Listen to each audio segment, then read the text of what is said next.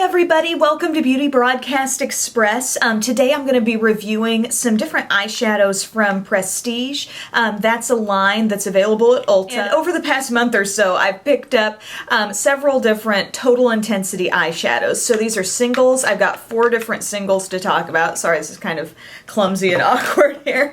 And also one trio to mention. I believe they normally run around $8 for a single, and I think the trios were around $12. When I just checked Ulta's website, they are marked down a little bit right now at the time I'm shooting this video, but also when I purchased these at my Ulta, they were buy one get one half off. As far as the finishes of shadows in this line, they are pretty much mostly, if not all, shimmery. So kind of a little mark against these just because, you know, you always want to have access to those matte shadows. I wasn't seeing any matte shadows on the website, but sometimes it's kind of hard to tell the finishes there, but I also don't think I ran across any in the store either, unless maybe they were out of stock. But it just seems like these are primarily shimmery eyeshadows. However, I think they do a beautiful job on their finish. And when you touch these shadows, it's almost like there's maybe a little bit of moisture in them. It's kind of strange, like they really hang together nicely, beautifully pigmented. Several of these finishes are very metallic looking, and I mean, they just look wet. You'll see in the swatches, it's like, wow, there's so much pigment. Let's go ahead and show you each of the ones that I have. This is the trio in Fantasia. So it contains 3 shimmery shades. The pink is like a light pearly pink. There is sort of an iridescent, like duochrome type color that mainly shows up on the eyes as like a warm brown. And then the other shade is just a shimmery brown. It's got some gold shimmer in it. And so these are the shadows I'm wearing on my eyes today.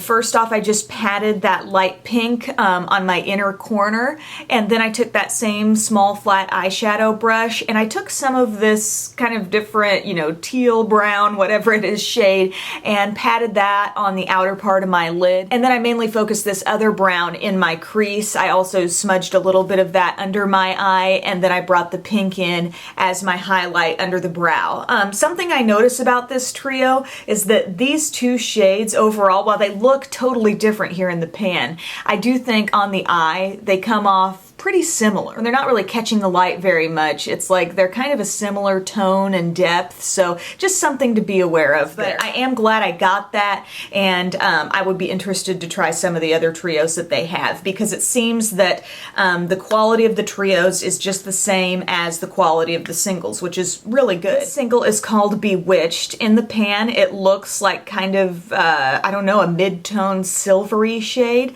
but this shade is kind of like actually a lighter version of the duochrome color that's in this trio. It's like got a little bit of that warm brown, just the slightest hint of a bluish or olive tone. Then another duochrome type color. This one is called Hocus Pocus. This one really has a bluish teal, soft teal, silvery look in the pan, but when you see this swatched, you notice a lot of brown. But again, where it's most concentrated, where it's catching the light, you do see more blue. Another shade that I have here is called Charmed, and this is a pretty peachy color with golden shimmer. This one feels more like a typical shadow. It's still nicely pigmented, and I still like it, but I don't feel like it necessarily shares the same quality that I feel in all the other shades that I've mentioned so far. It's a pretty shade. It does show up true to color, but doesn't feel like exactly the same texture. And then the last shade that I have is this pretty